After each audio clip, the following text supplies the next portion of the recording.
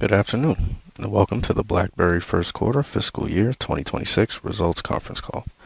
My name is Julian, and I will be your conference moderator for today's call. During the presentation, all participants will be in a listen-only mode. We will be facilitating a brief question-and-answer session towards the end of the conference. Should you need assistance during the call, please signal a conference specialist by pressing star 0. As a reminder, this conference is being recorded for replay purposes.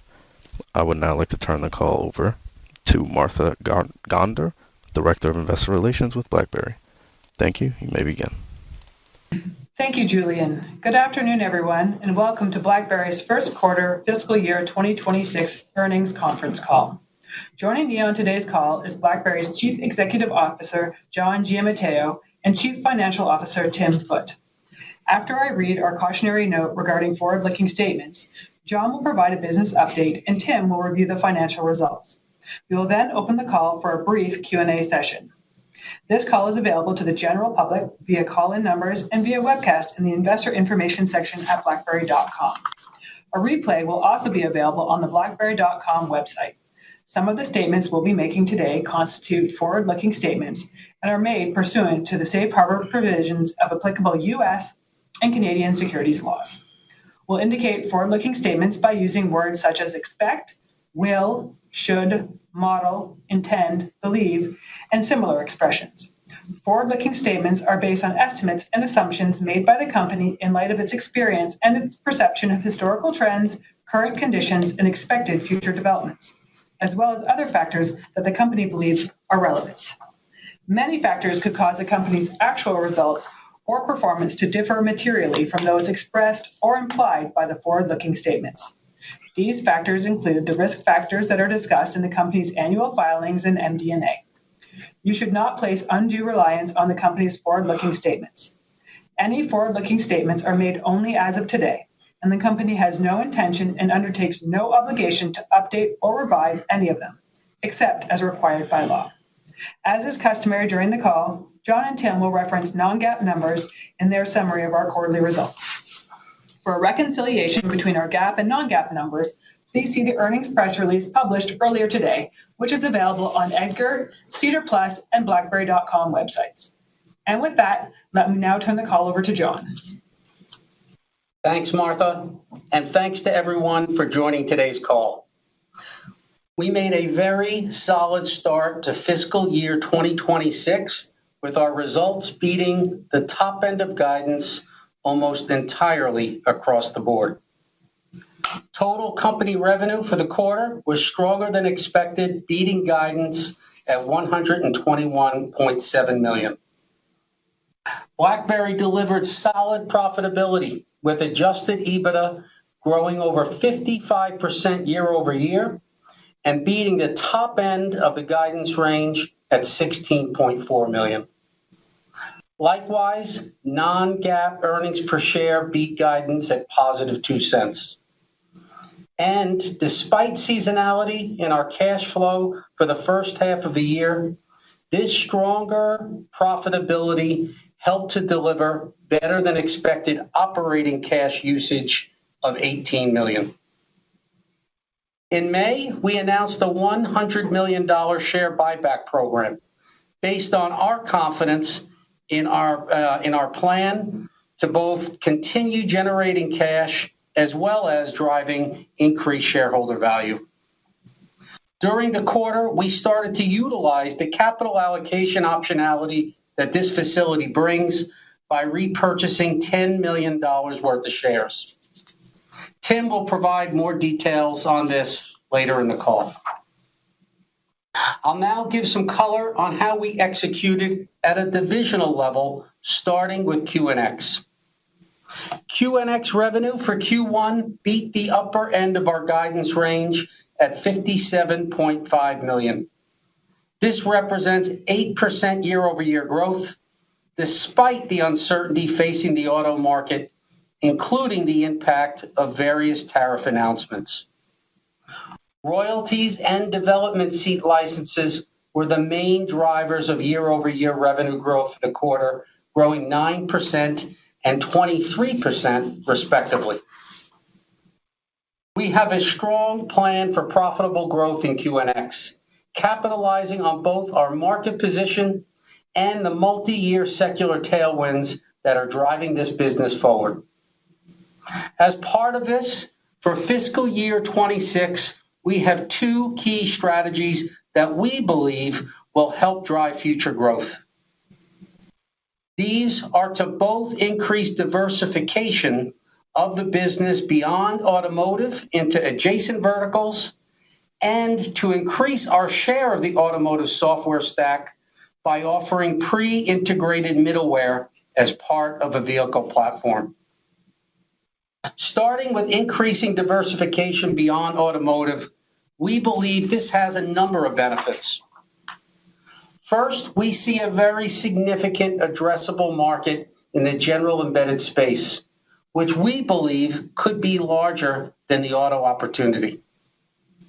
Second, although we're very diversified across auto OEMs and geographies, diversification into other markets can reduce cyclical exposures.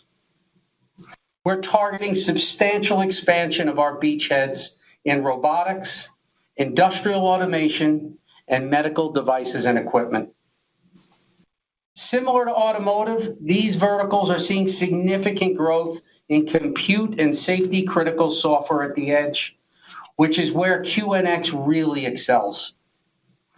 With minimal adaptations to the core QNX codebase, we are able to meet the needs of customers, and therefore we see this as primarily a go-to-market task. Accordingly, we're adding industry expertise and growing our GEM-focused sales force.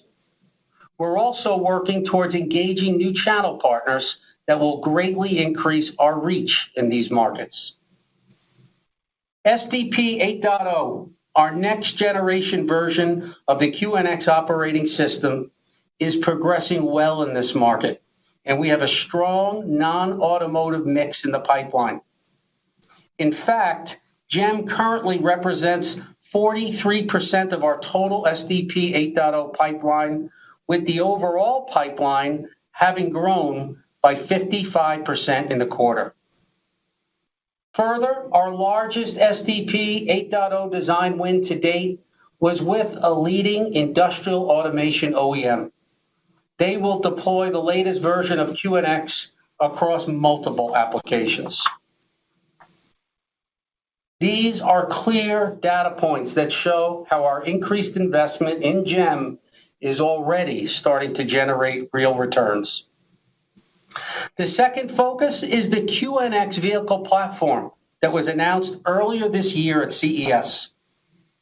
We're developing this product in response to requests from some leading OEMs who have identified the importance of focusing their teams on customer-facing applications rather than spending time on undifferentiated parts of the software stack.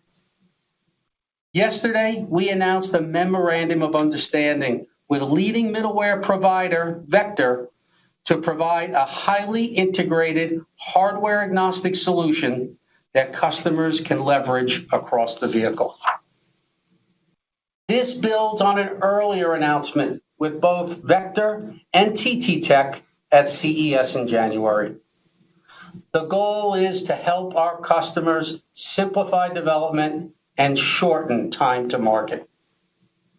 We are in conversations with several OEMs for this solution and are targeting delivery of an early access version of the product this calendar year. We continue to refine the business model for this platform, but should it be successful, directionally, we expect it to provide a significant uplift to our royalty ASP once deployed in vehicles. We were excited to announce the launch of QNX Hypervisor 8.0 at the end of the quarter.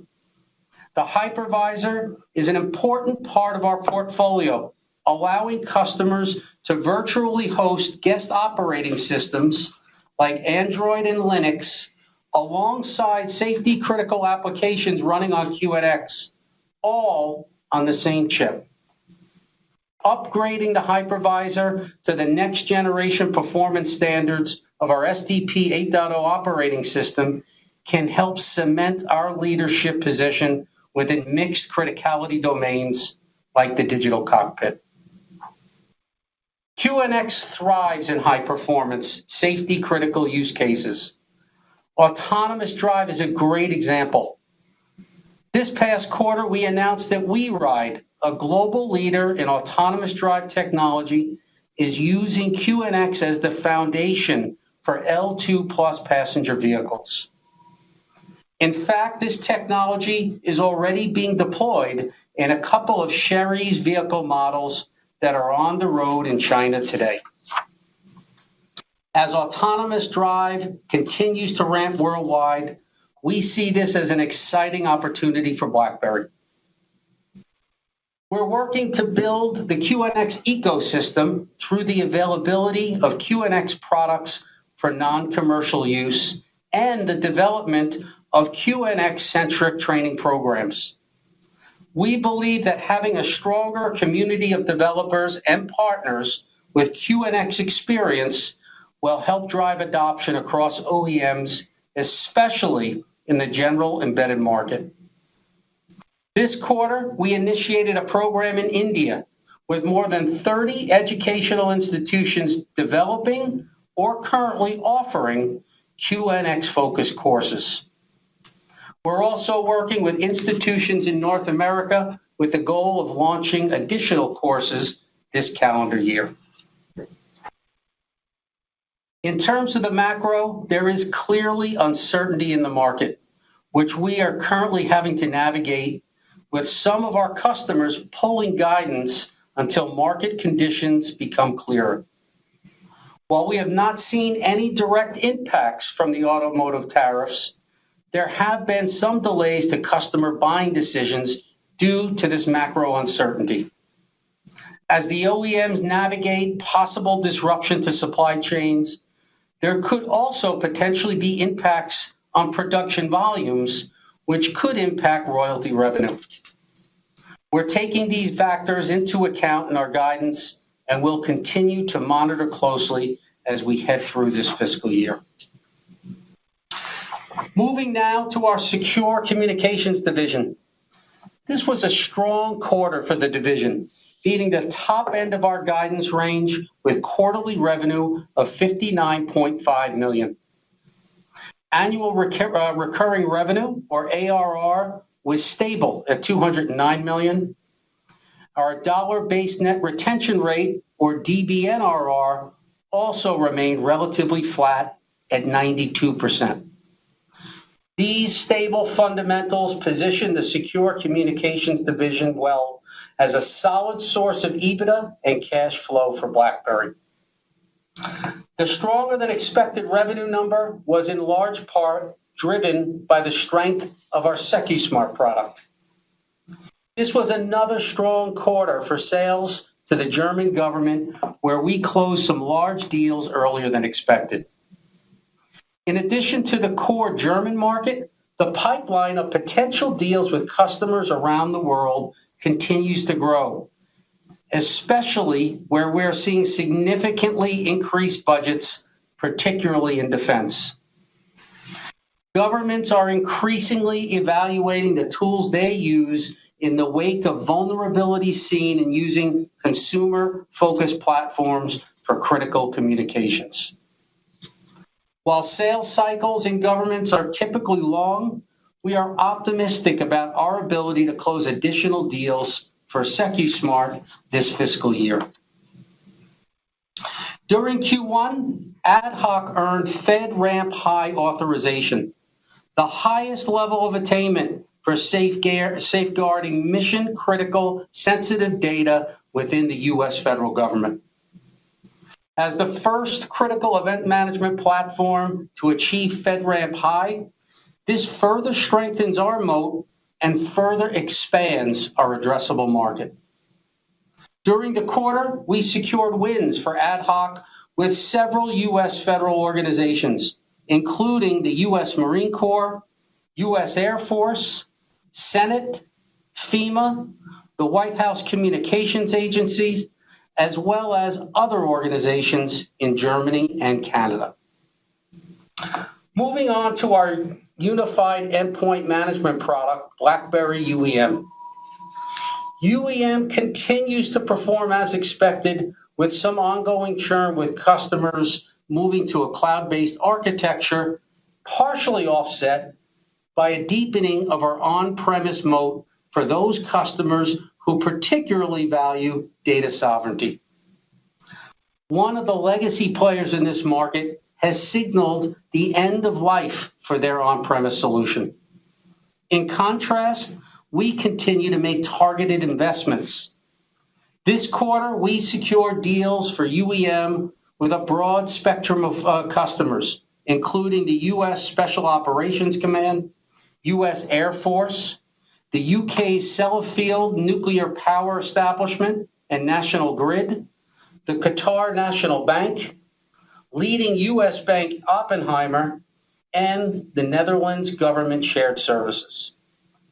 These data points increase our confidence in both defending and expanding our UEM on-premise customer base.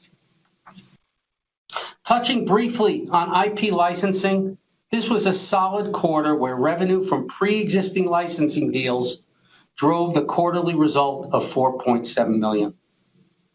We understand that Malachy, the party that purchased our non-core patents in 2024, is pursuing a number of potential licensing opportunities. Should they be successful, BlackBerry will participate in the profit they generate. While we do not expect incremental revenue this current year, it could provide upside in fiscal year 27 and fiscal year 28. With that, let me now turn the call over to Tim, who will provide further details on our financials. Thank you, John, and good afternoon, everyone. As John mentioned, revenue for the total company in the quarter exceeded the top end of guidance at $121.7 million. On the cost side, this was a quarter of puts and takes. We saw OPEX headwinds from FX due to a weakening US dollar. A significant portion of our costs are denominated in other currencies, especially the Canadian dollar and euro. However, we also had some items go our way, including approximately $4.5 million of grant funding as a result of our newly reinvigorated partnership with the Canadian Government Strategic Innovation Fund. The fund is to support the development of cutting-edge technology in Canada, and it helped offset some of our incremental R&D investment in QNX during the quarter. Total company adjusted gross margin expanded by 1% year over year to 75%. And total company adjusted EBITDA beat expectations at $16.4 million. Overall, the hard work the team has done over the past year to implement tight cost controls is really showing benefits.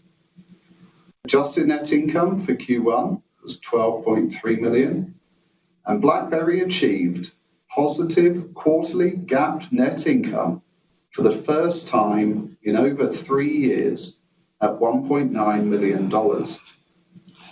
Adjusted EPS also beat expectations at 2 cents. QNX revenue beat the top end of the guidance range at $57.5 million. QNX gross margins were slightly down at 81%, primarily as a result of the effects of unfavorable exchange rates. Adjusted EBITDA for QNX in the quarter exceeded the top end of guidance at $12.7 million. Revenue for secure communications exceeded the top end of guidance in the quarter at $59.5 million, primarily as a result of strong performance from SecuSUITE. This higher than expected revenue helped drive sequential and year-over-year gross margin expansion in Q1 to 70%. Leverage in the secure communications model helped the division to exceed expectations for adjusted EBITDA at 9.6 million. Finally, our licensing division delivered revenue of 4.7 million and adjusted EBITDA of 3.8 million, both slightly below expectations due to lower revenue from existing licensing arrangements in the quarter. Adjusted corporate operating costs, excluding amortization, came in at 9.7 million in Q1, in line with guidance. As previously outlined, Q1 is a seasonal low for cash for BlackBerry. The combination of our billings profile and timing of certain annual cash payments means that the first quarter is always a burn quarter. That said, cash used by operations was better than guidance with the usage of 18 million. This includes approximately 11 million of cash relating to restructuring costs, including 6 million of employee severance and 5 million for lease payments for properties that we have exited. We expect the cash commitments for these leases to reduce as the fiscal year goes on. In addition to cash used by operations, we returned 10 million to shareholders as part of the share buyback program. Therefore, total cash and investments decreased by 28 million during the quarter to 382 million, which remains almost $100 million better than this time last year when the number was 283 million. As John mentioned, we received approval for a share buyback program during the quarter. The program allows for the repurchase of up to $100 million of shares, or approximately 4.7% of the number outstanding at the time of approval. I'm pleased to report that we took solid first steps in this program and repurchased approximately $10 million or 2.6 million shares at an average price per share of $3.89 before the quiet period commenced. These shares have been subsequently cancelled. These actions illustrate our belief that BlackBerry shares are undervalued and that we have a strong plan to continue to generate cash on an annual basis. While we are not obliged to repurchase shares, the program will continue to provide capital allocation optionality as we continue through the rest of the year, allowing for further repurchases if the conditions are favourable. Turning now to financial outlook for the second fiscal quarter and the full fiscal year. Overall, we are not getting carried away with what was a better than expected first quarter. While we are of course very pleased to have beaten expectations almost across the board, we don't expect the remainder of the year to look very different to how it did 90 days ago. We are taking a prudent position for QNX in Q2, given that any slowdown in production volumes in the first calendar quarter as a result of recent tariff changes are likely to impact Q2 royalty revenues. We're also allowing for elongated buying decisions for new design wins, especially newer products like QNX Cabin. As a result, we expect revenue for QNX in Q2 to be in the range of $55 to $60 million, and for adjusted EBITDA to be in the range of 10 to 13 million. Despite the uncertainty in the market, we continue to hold our full-year revenue guidance range at 250 to 270 million and adjusted EBITDA between 55 and 60 million. For secure communications, we are optimistic around the pipeline of opportunities we see for the division. We expect revenue for Q2 to be in the range of 54 to 59 million, and for adjusted EBITDA to be between 3 and 6 million. We performed better than expected in Q1, primarily due to closing some large SecuSUITE deals earlier than expected. We see those deals being replaced in later quarters by an increased pipeline of opportunities. Therefore, we are raising our full-year revenue guidance by 4 million, such that the range is now 234 to 244 million, and for adjusted EBITDA to be between 37 and 47 million, or 16 to 19%. For licensing, we reiterate our guidance for revenue to be approximately 6 million and adjusted EBITDA to be approximately 5 million per quarter. For the full fiscal year, we're holding guidance for 24 million of revenue and adjusted EBITDA for approximately 20 million. We continue to expect adjusted corporate OPEX, excluding amortization, to be approximately 10 million a quarter, or 40 million for the full fiscal year. At the total company level, we expect revenue for Q2 to be in the range of 115 to 125 million, and adjusted EBITDA to be between 8 and 14 million. Given the increased guidance for both secure communications revenue and adjusted EBITDA, we are raising guidance for the total company as well. For the full fiscal year 2026, we now expect total company revenue to be between 508 and 538 million, and adjusted EBITDA to be in the range of 72 to 87 million. For non-GAAP EPS, we expect it to be between break-even and 1 cent in the second quarter, and to remain between 8 and 10 cents for the full fiscal year. As mentioned during the Q4 earnings announcement, we expected the first half of fiscal 26 to be lower than the second half of the year for cash flow as a result of the billings and payments profile, including a number of one-time factors that will drop off as we get further into the year.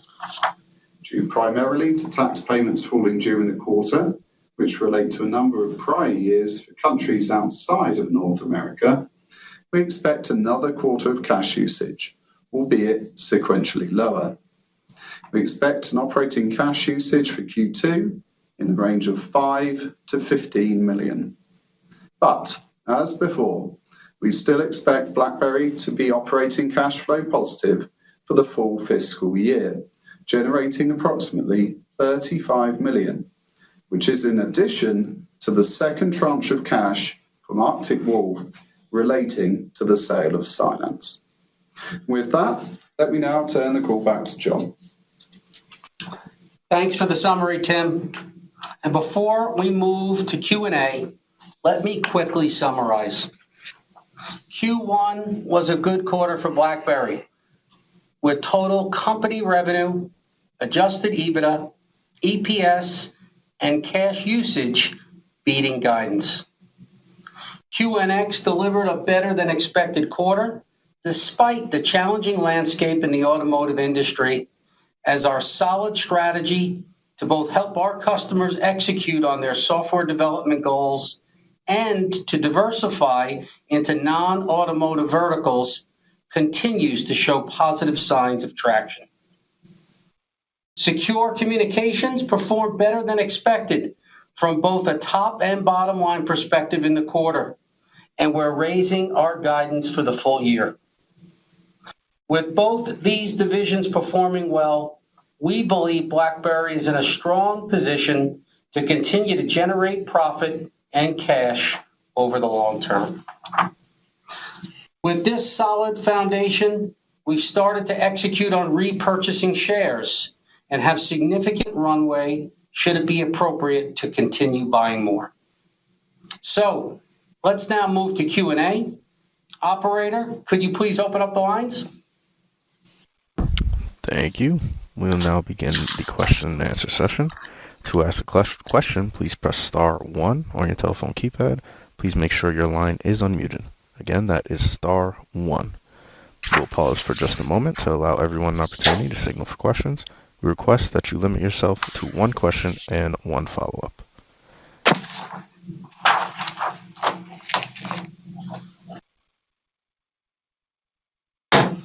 And our first question comes from the line of Todd Coupland with CIBC Capital Markets.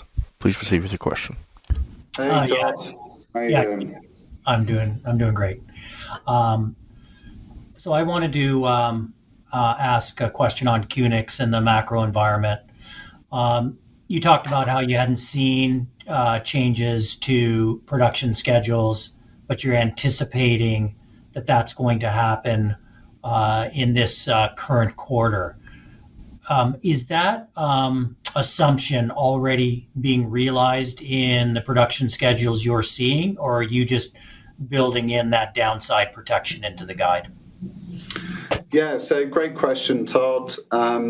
Ultimately, the Q2 or our fiscal Q2 royalty revenue is a function of production that happens in Q1. So we don't get the final production numbers by model, which obviously impacts how much royalty we're going to get until into Q2. So we priced in a reasonable amount of risk there in the guidance that we've given, at 55 to 60, to allow for some potential disruption that we haven't yet fully seen in those numbers.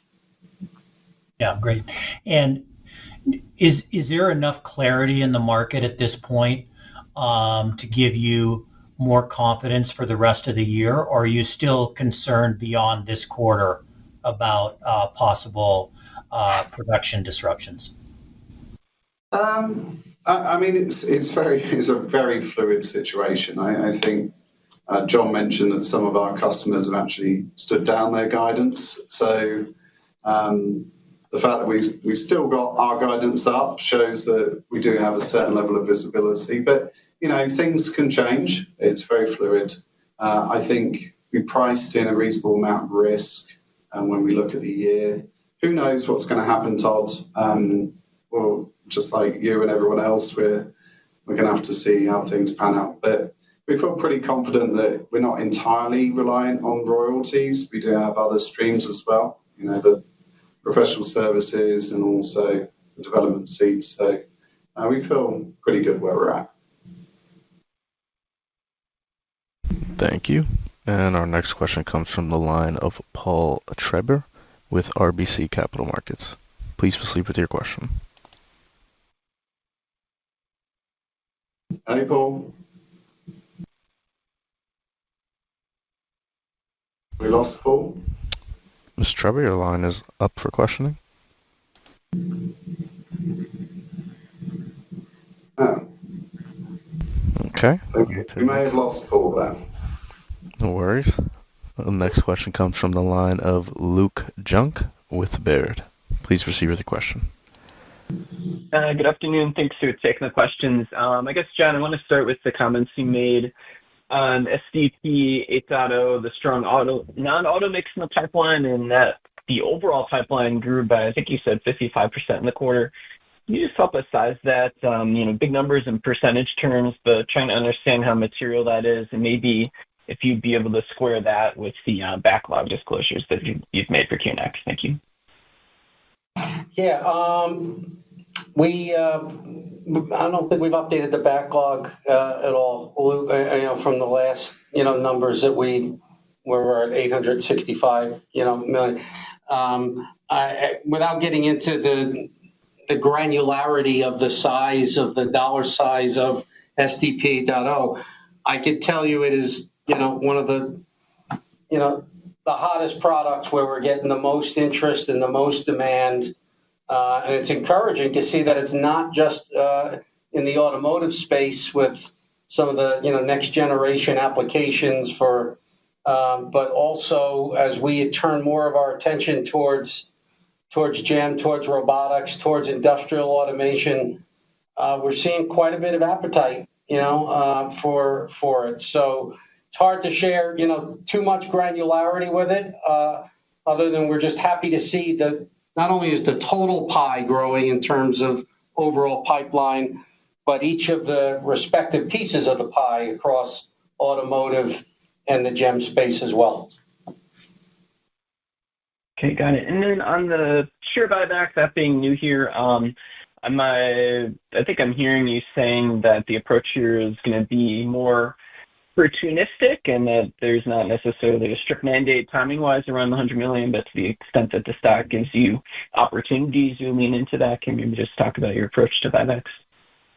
Yeah, it's a great question. I mean, we're delighted that we're in a position now to be able to do a buyback. It shows the strength of our balance sheet and the plan going forward. So we're great, feeling good about that. I mean, ultimately, as good stewards of capital, we'll consider a number of different factors like cash flow in the quarter, share price, other alternative uses of capital that we might have available, that type of thing. So, it's not going to be a linear thing, I would say. It will just be whatever we think makes the best sense for shareholder value.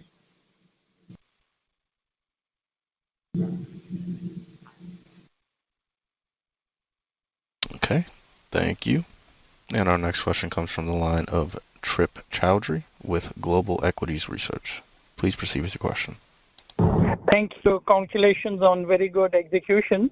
Two questions here. First, I will ask about your wins in the U.S. or the federal defense spending. I was wondering what kind of trends are you seeing and what specific products from BlackBerry are having traction in the defense spend? And the second question I have is regarding a very solid execution and pipeline in QNX. Are there any specific categories of automotive where you're seeing more strength versus the rest? For example, are EVs still having more traction, or is it hybrids, or is it ICE? Any color on that will also be appreciated. Thank you so much.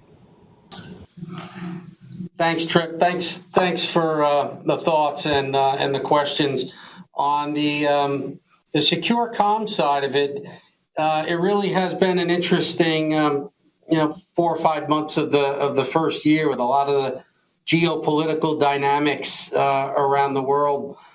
Secure communications and having mission critical capabilities. We're finding more interest and more use cases than we had, say, this time last year. A lot of it we're seeing governments not only in the U.S. but in other markets around the world looking at data sovereignty becoming more of a concern for them. While many, I think, governments in the past have been embracing the cloud and utilizing the cloud more significantly, we're seeing a little bit of kind of pullback from that on-premise solutions and how they're protecting their data and the privacy of all their communications across their organizations. So certainly seen the pipeline growing with these types of on-premise data sovereignty focused mission critical communications is it's encouraging to see the level of interest and how our product portfolio really is a hand in glove fit for some of these new demands. I'll turn it over to Tim maybe to talk a little bit about the QNX momentum. Sure. Yeah. No. Great question, Trip. Ultimately, we're seeing demand across the board, but ultimately QNX thrives where we got high performance compute in the vehicles. That typically tends to be towards the top end of the range, the higher trims. But EV versus ICE, we tend to be fairly agnostic to that. But one of the really interesting things that John was talking about is autonomous drive. Obviously, there's a fair amount of buzz around that right now. QNX, this is great for QNX because safety critical use case, very high compute is perfect. It's like ready-made for QNX. So as we see further advances in that, we're hoping to see some increased demand as well. But generally speaking, it's across the board. The trends, the secular tailwinds for the business, the multi-year secular tailwinds, we feel pretty confident about, despite any near-term noise and volatility that may come in the market. Thank you so much. Congratulations again. Thanks, Trip.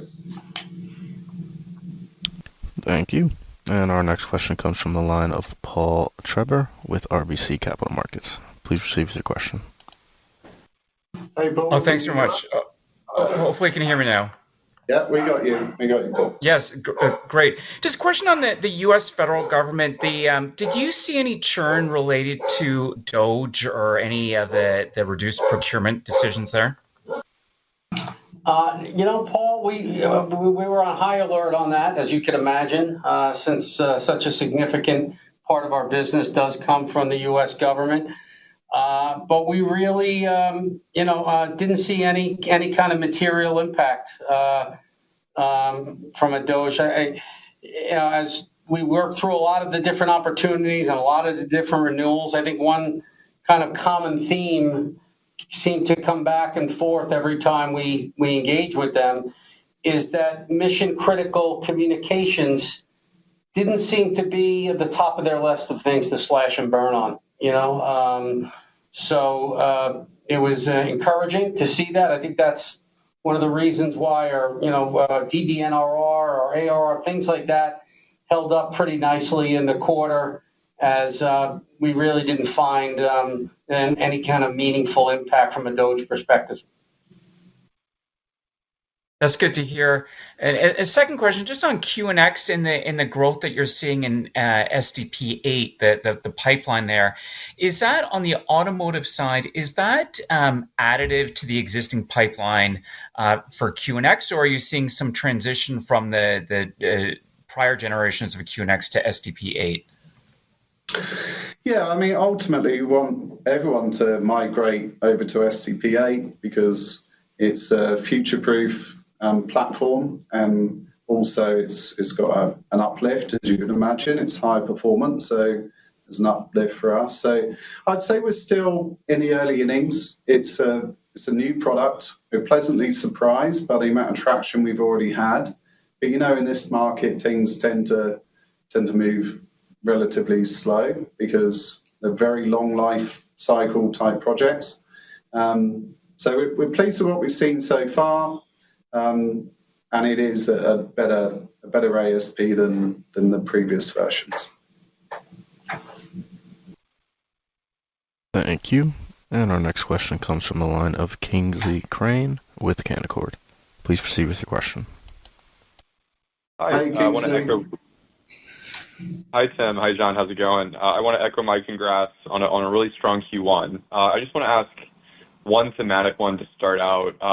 Just curious how you're thinking about the balance between more tightly integrated systems versus more open systems in the software-defined vehicle space right now. Maybe you could compare what you're doing with Vector and TT Tech with S-Core.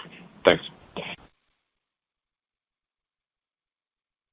I'll start, and Tim, you chip in. I think, Kingsley, as it from a QNX perspective, kind of what we announced at CES is us because we have such a pivotal role in the overall operating system for the software-defined vehicle. Us expanding our role into middleware, into integration, into to help them handle the plumbing. And, regardless of who that's interacting, what applications inevitably are interacting with, that's something that we just think it's a natural place for us to play in and for us to add value in terms of helping our customers from a time to market perspective. So, that's one aspect of it. I think QNX Everywhere is another initiative that we think really, expands our ecosystem and expands our partnerships with other players, having them embrace our technology, design around our technology, both within the automotive space and outside of the automotive space. From a GEM perspective, we think is another just kind of part of our vision of really making QNX available more broadly across all the markets that we serve. So kind of feel like it's all coming together. The operating system moving up the stack into middleware, creating an ecosystem of technology partners, I think is part of a more comprehensive approach to the markets that we serve. Right. Yep. Makes perfect sense. And I want to circle back as well to The SDP 8.0 pipeline, GEM at 43%, that's really encouraging. I guess, how would you characterize the quality and maturity of that GEM pipeline versus automotive? I say that just because, I know you're moving more to make more serious moves, get more beachheads in those markets. So it's great that it's already at 43%. It's to see the whole pipeline grow 55%. That makes us feel good. Naturally, we've got a deeper presence in the auto OEMs and with their designs and the GEM space is a little more, I don't want to say fluid, but it's a newer pipeline. These are newer qualified opportunities. It's actually been very encouraging to see, some of these mission critical GEM kind of applications wanting to lean into the performance characteristics of 8.0. We actually feel that helps qualify the pipeline even further. So both angles, from an auto perspective and the GEM perspective, we're really seeing good traction on all of it. GEM's probably got a little more ways to go in terms of developing that pipeline, closing that pipeline, converting it to revenue. But the fact that we're seeing that much appetite, that much demand this early as we really double down on our go-to-market initiatives in GEM is certainly an encouraging sign. Thank you. And with that, there are no further questions at this time. I'd like to turn the call back over to John Giamatteo, CEO of BlackBerry, for closing remarks. Terrific. Thanks, Julian. And just before we wrap up, a quick reminder to everyone that we're going to be holding our annual meeting of shareholders tomorrow at 10 a.m. Eastern, and details for how to join the virtual event can be found on BlackBerry.com website. So thank you all for joining the call today, and look forward to seeing you next time. Bye for now. Thank you. With that, this does conclude today's call. We thank you for your participation. You may disconnect your lines at this time.